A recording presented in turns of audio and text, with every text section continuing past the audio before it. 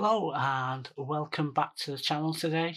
In today's video, what I was going to do is yesterday I went out for my daily exercise and I went down to a local dam just down the road from me, and I was going to do a full outdoor video, and unfortunately halfway through my Osmo Pocket decided to stop working. I don't know if it was the cold weather or there's something wrong with the camera, but it seems to be working fine now, so that's not an issue.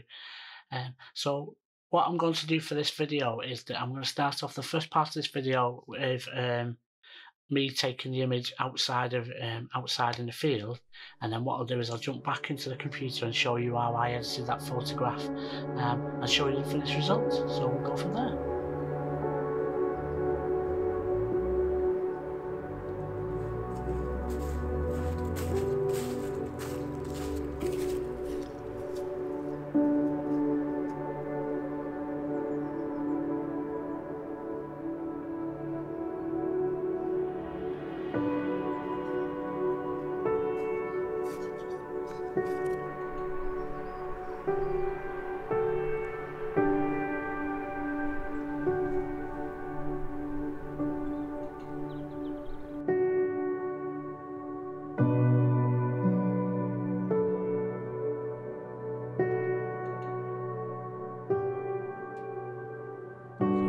I'm literally just about 15 minutes down from where I live. There's a local dam that I have near me, and it's a place that I've visited many times, and I've probably recorded a number of videos in this area before.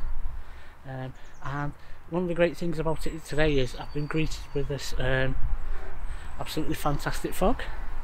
It's been crazy this week. It's been absolute torture during the week because I'm still working from home, and every morning I've had to wake up to fog and ice and snow, and because it's during the week I've not been able to come out and actually do any photography. So it's been lucky in the fact that my Saturday morning I've got free and I've been able to come out and see this fog, and I've been treated to quite a really nice scene.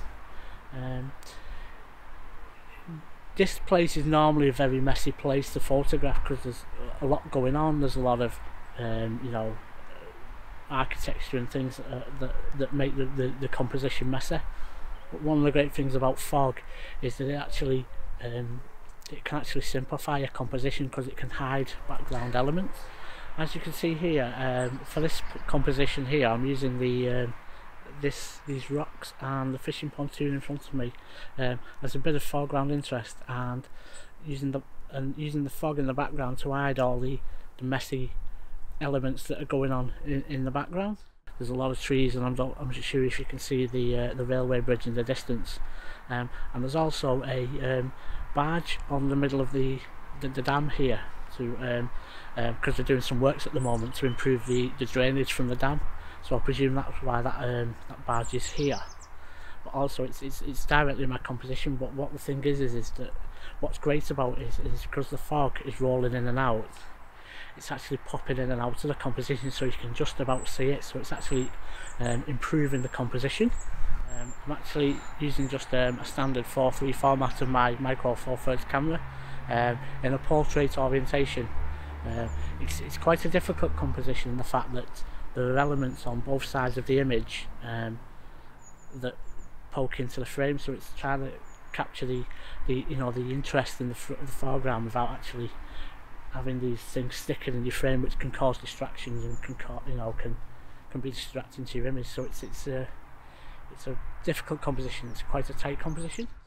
One of the things about little distractions like that is it's quite okay to put them in your frame, but what you can do is later is you can actually crop them out using the Content Aware tool in Photoshop, and it works very well for small objects. I think it's fine to do that as long as you're upfront and you're honest about what you're doing, and it's going to help the composition or aid the image to be a better image. What is obviously, before I set up the vlogging camera, I took the photograph because I found that the fog's actually starting to lift now, and it's actually disappearing, and more elements are coming out of the fog, and you can see them. So what I'll do is I'll show you the image that I took about an hour ago, and hope you enjoy it.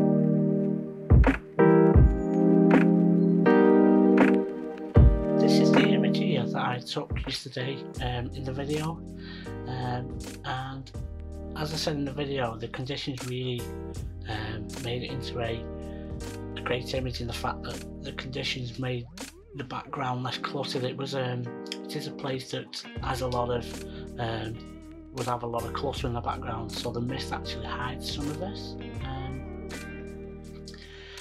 And what I'm going to do is, obviously, I'm just going to do a little bit of toning in Lightroom, and then just what I'll do is I'm going to jump into Photoshop to remove some of the distractions, because as you can see from the image, there are a number of distractions here near the front, and obviously you can see the rock sticking out, which I think is, which obviously I think it makes the composition look messy. And also there's these little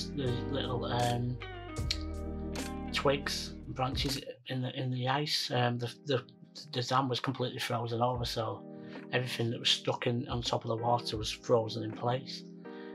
So it's a little bit messy, so I'm going to remove some of these. I don't have any problems with removing things from images, as long as you're upfront about it and it aids the composition, or it aids the images. I think it's when you start getting into the realms of adding things that wasn't there, or making images look massively unrealistic. So it's personally, it's your own discretion, and it's up to yourself if you want to do that. But I don't mind removing tiny little things that don't add to the image.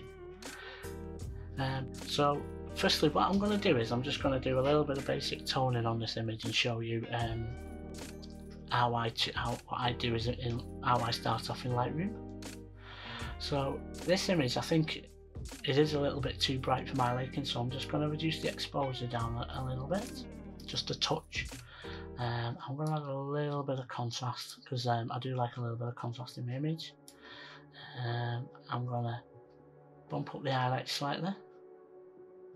So I might just reduce them. I'm just going to bump up the shadows a little bit, because I think this part here, the rocks in the front, are a little bit dark, and we can obviously brighten them up later. I'm going to bump up the white slightly and reduce the blacks just ever so slightly. I'm going to add a little bit of texture and a little bit of clarity. M3 sliders, you can use them to enhance your image, but you do have to really be careful with them, because if you go too far, it can make your image look unrealistic, and it can add artifacts that just don't make an image look nice. So I'm just going to add a little bit of vibrance, and I'm just going to add a little bit of saturation to the image. So yes, so that's improved the image somewhat, quite a bit. So what I'm going to do next is I'm just going to grab a adjustment brush, and I'm just going to ever so slightly lighten these rocks up at the front, because I do think they're a little bit dark. In this image, the problem I had with this image is that there was a lot of range, there was a lot of difference in between the foreground and the background in terms of exposure and dynamic range. The sky was very bright because it was completely white, obviously with the fog, and the front, the image, the rocks at the front was obviously dark because there was trees going over the top blocking the light coming from us, and obviously the light was coming from over both those trees behind the fog. So it was the rocks at the front here were actually being backlit, so that's probably why there's a lot of shadow in the front of the image. So what I'm going to do is I'm just going to, as you can see, it's set to one stop of exposure above. With the brushes, you can actually adjust the size of them by moving this, and you can actually reduce the feather. Now the feather, what it does is it actually creates a soft edge to the brush. If you had an hard edge to a brush, you would see a dynamic line, because you've got essentially two edges of a brush. So where the feathering does is it does a slightly tape off, or a slight gradient off to the image, and softens the brush up, so to speak, so you don't get that hard edge. So what I'm going to do is I'm just going to brush the front of these rocks, and just see if I can brighten them up a little bit.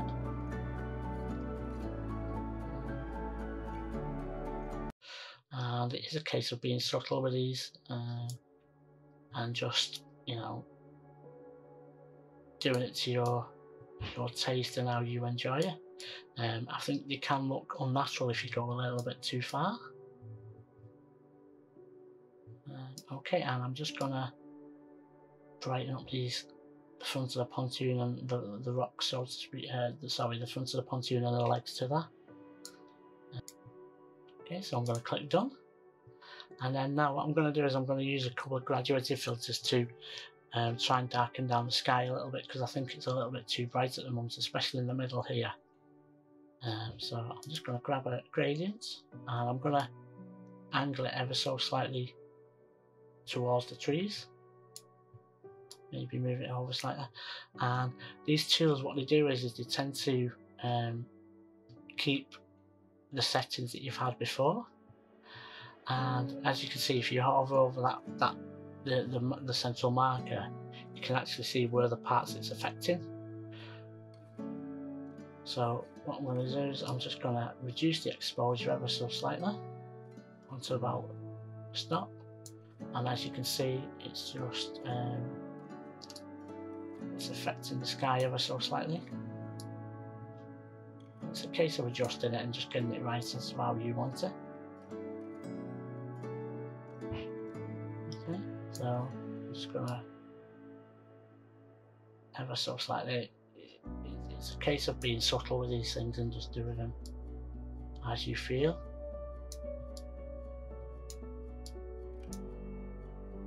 So I'm happy with that, so I'm just going to click done. And then I'm just going to add another gradient filter and I'm going to pop it about here. I'm just going to pop it ever so slightly in the middle and put it inside there, and then just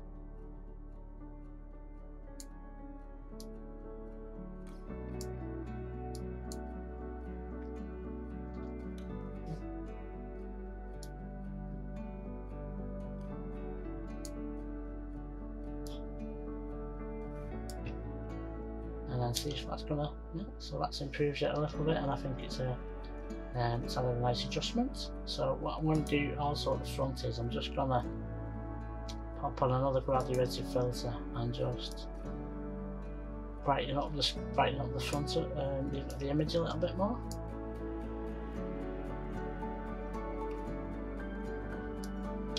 And I'm just going to ever so slightly angle it towards the fishing pontoon here.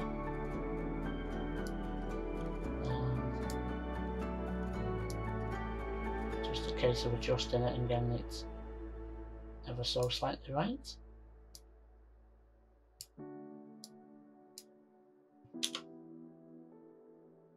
I'm just going to reduce the exposure on that one a little bit more.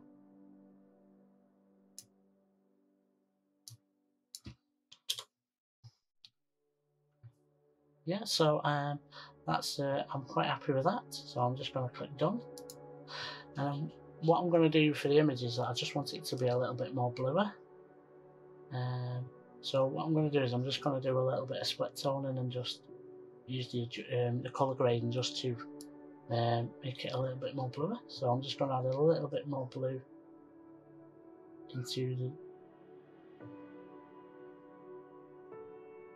into the colour grading, and I'm just going to add a little bit of blue to that, and as you can see, it's made it a little bit more bluer. And then just as a final thing, I just click on my lens corrections, and I'm looking at the fact that most Olympus lenses have a lens correction filter already built into the images, so you don't really have to do that. And then as my final image, I'm just going to do a final crop. So I'm going to go into the crop tool, and the one thing I've noticed is that it's slightly, the boat's slightly tilted to one side. So I'm just going to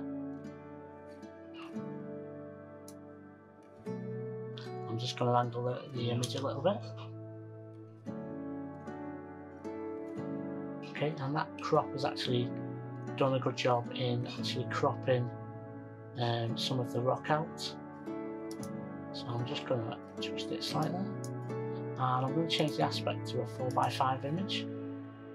and then just move it down ever so slightly, just to make sure I'm not clipping the rocks too much. So yeah, so that's the final image that I've got in Lightroom. So what I'm going to do is I'm just going to jump over to Photoshop and remove some of the distractions. So what I'll do is I'll just right click the image, go to edit and edit in Adobe Photoshop. Yeah, so as you can see here, it's actually brought the image up into Photoshop. What I'm going to do with Photoshop is I'm just going to remove some distractions and remove some parts of the image. Now, Photoshop comes with a tool called the Content Aware tool, and also it has a feature called Content Aware Fill. And what that does is that you can actually mark out a part of the image, and it will fill it in using information from around the image and nearby the image.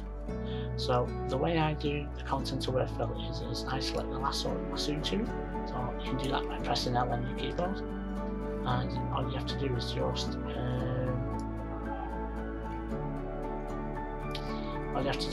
select the image using your lasso tool, and you just press Shift and Delete, and you have a content fill, and you have different images in different colors, and one of those options is Content Aware. So if you click OK, and it will remove that part. So I'm just going to do the rest. So sorry, I'm just going to deselect and just going to press delete again, Shift and Delete, and deselect again, and do the same for the rest. What you can also do is you can also go up to edit and fill, and it will bring up the same option. So click delete, click OK again, and then I'm just going to deselect and just go through the rest of them and just remove a few things. Okay, so that's removed all those little distractions.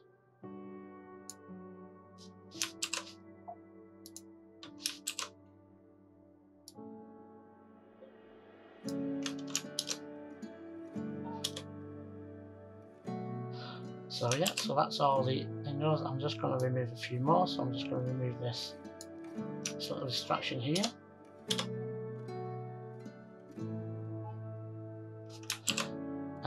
And I'm quite happy with that now. I think you could go to town and really move a lot of the distractions, but I think these textures at the front do add to the image and make it look it adds to the interest of the front of the image. So so I'm happy with that image, and that's the final image finished. And I hope you like the image. So I hope you enjoyed this tutorial and this little thing showing you how I edit an image and also how I use the Content Aware Fill tool. Obviously it's shortened for the purposes of this video, because an image, you could spend an hour on an image editing that video, editing the image and getting it to your standard, but it's you know, obviously you would, if you were editing it yourself, you would take more time and more you know, curving time just to actually get the image correct. But I hope it shows you some of the tools, some of the ways I do things, and helps you out a lot. Yes, so if you enjoyed this video, please leave me a comment below or give me a thumbs up. I'd love to know what you think about this and whether you enjoy these types of tutorial type videos on my channel. If you like what you see, give it a thumbs up. I'd love you to subscribe if you're not already subscribed, so you can catch future videos. And hopefully what I'll do is I'll see you next time.